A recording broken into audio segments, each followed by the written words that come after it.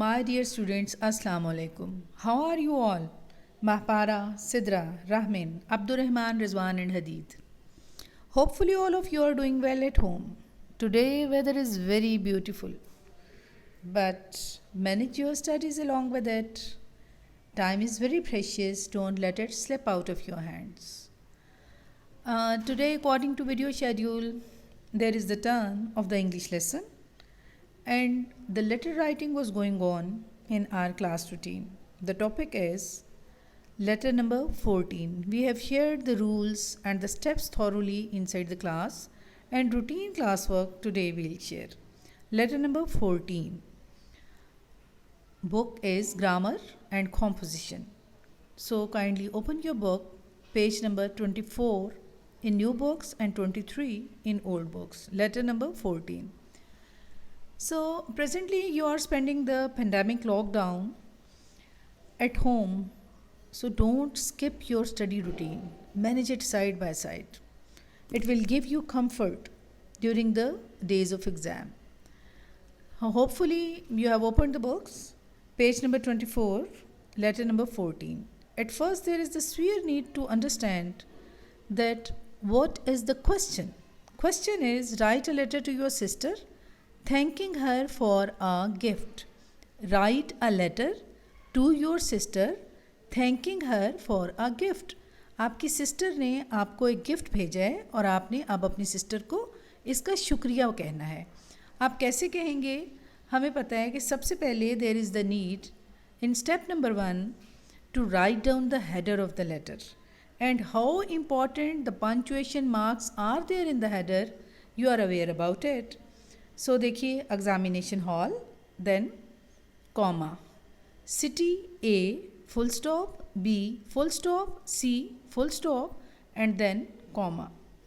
कुछ जो एकेडमीज़ वाले हैं वो इस पे एम्फेसिस करते हैं, कुछ इंस्टीट्यूशंस वाले इस पे एम्फेसिस करते हैं कि सी के बाद आपने डॉट डालना है और फिर कॉमा डालना है, लेकिन अगर स्ट्रेट फॉरवर्डली सिटी लिखा जाए तो फिर कॉमा ही डालते हैं, मगर सिटी की आइडेंटिटी नहीं देनी होती, इस वजह से A dot, B dot, C dot and comma.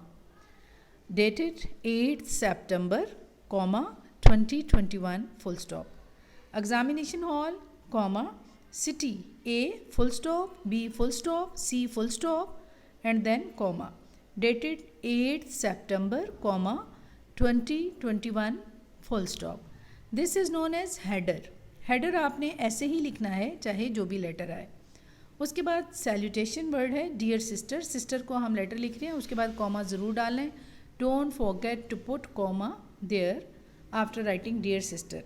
Sister को ख़त लिख रहे हैं तो सिस्टर के बाद हमने डाला. लेटर स्टार्ट करते हैं. I hope that you are in good health. मुझे उम्मीद है कि आपकी सेहत ठीक है. I have received your gift of a wrist watch on my birthday 2 days ago.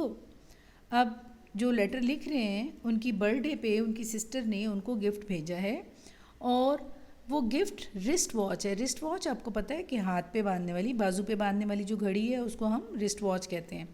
Wrist watch भेजी है सिस्टर ने. So I have received your gift of a wrist watch. मुझे आपका गिफ्ट जो आपने मुझे भेजा था रिस्ट वॉच वो मुझे मिल गया है on my birthday 2 days ago. 2 दिन पहले मैंने अपनी बर्थडे पे वो वाला गिफ्ट रिसीव किया. It is a beautiful watch. बहुत खूबसूरत घड़ी है. I needed it badly. I needed it badly too. मुझे इसकी बहुत सख्त ज़रूरत थी. As I happened to lose my watch in a mishap a few days ago. एक मिस हैप हो गया मेरे साथ कि कुछ दिन पहले मेरी जो रिस्ट वॉच थी वो गुम हो गई. लूज़, गुम हो गई. अब रिस्ट वॉच गुम हो गई थी और सिस्टर ने वो घड़ी भेज दी तो इसका मतलब है कि उनका प्रॉब्लम सॉल्व हो गया. आई प्रॉमिस, मैं वादा करता हूँ या करती हूँ, that I shall take care of it, कि मैं इसकी केयर करूँगी, ये जो अब मुझे रिस्ट वॉच मिली है. It will also help to make me punctual. ये मुझे मेरे टाइम को फॉलो करने में भी मेरी मदद करेगी, यानी मुझे बाकायदा बनाएगी, मुझे रेगुलर बनाएगी, मुझे लेट होने से बचाएगी. I thank you again for this precious gift. मैं इस कीमती तोहफे के लिए आपका दोबारा शुक्रिया अदा करती हूँ. अब बहुत आसान लेटर है. लेटर में ज़रूरी नहीं है कि आप जो सेंटेंसेस हैं वो एज इट इज़ लिखें. लेकिन अगर if the person is having the problem with grammar, the grammatical skill is not very much improved, then surely he should learn the sentences. Otherwise, no need to learn the sentences. You can make these simple sentences by yourselves. लेकिन उसके लिए आपकी grammar skill की practice होना बहुत ज़रूरी है. आप रिस्ट वॉच ज़रूरी नहीं है कि आप रिस्ट वॉच ही लिखें, लेकिन जो भी आप गिफ्ट यहाँ पर लिखेंगे फिर उसके मुताबिक आपको अगले सेंटेंसेस मैनेज करने पड़ेंगे. अभी आप एज इट इज़ ही this letter you will pen down there on your neat notebook and practise it well. मैं दोबारा से एक दफ़ा लेटर पढ़ती हूँ. Dear sister comma, I hope that you are in good health. I have received your gift of a wrist watch on my birthday 2 days ago. It is a beautiful watch. I needed it badly too, as I happened to lose my watch in a mishap a few days ago. I promise that I shall take care of it. It will also help to make me punctual. I thank you again for this precious gift. अब देखिए ये जो letter की body है इसको आपने 2, 3, 4, 5 जितनी बार भी आपको कन्वीनियंट है इसको पढ़िए ज़रूर. If you will manage your reading well then surely gradually you will improve your English skill. I hope that you are in good health. I have received your gift of a wristwatch on my birthday 2 days ago. It is a beautiful watch. I needed it badly too, as I happened to lose my watch in a mishap a few days ago. I promise that I shall take care of it. It will also help to make me punctual. I thank you again for this precious gift. इस कीमती तोहफे के लिए मैं दोबारा आपका शुक्रिया अदा करती हूँ. और उसके बाद फुटर को बहुत इम्पॉर्टेंटली आपने लिखना है. और किस साइड पे लिखना है? लेफ़्ट साइड पे. जैसे आपने हेडर को लेफ़्ट साइड पे लिखा, same is the case you will write down the footer at the left side. Yours affectionately. Syllables करके आप स्पेलिंग्स याद करेंगे. अफेक्ट AFFEC, अफेक्शन TION, शन नेट AT इली ELY, अफेक्शनेटली. अगर आपको अफेक्शनेटली मुश्किल लग रहा है आप लविंग भी लिख सकते हैं. Loving sister, yours loving sister. So X full stop, Y full stop, Z full stop. Yours affectionately comma X full stop, Y full stop, Z full stop. इसमें भी पंचुएशन मार्क्स का बहुत ख्याल रखना है. Punctuation marks, if you are not putting the punctuation marks then surely there will be the deduction of your marks in the paper. So ये देखिए एक वर्ड हमने देखा लूज़. ये एरर्स कॉमन एरर्स हैं, इनकी आपको नो होगी तो आप ये मिस्टेक नहीं करेंगे. LOSE लूज़ का मतलब होता है कोई चीज़ खो देना, गुम हो जाना.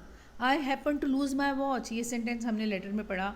I happen to lose my watch, lose गुम हो गई, मेरी घड़ी खो गई. एक दूसरा वर्ड होता है लूज़ जिसका मतलब है ढीला. अगर आप लेटर में खोने की जगह पे ही दूसरा वाला लूज़ लिख देंगे तो then again this concept will be there in the checker's mind that you are not aware about the proper usage of English. So LOOSE loose का मतलब है ढीला. For example his shirt is very loose. So be careful and don't commit such mistakes and such errors. Take care, अपना बहुत ख्याल रखिए. Keep learning, keep excelling और इंशाल्लाह we will meet again very soon. Take care.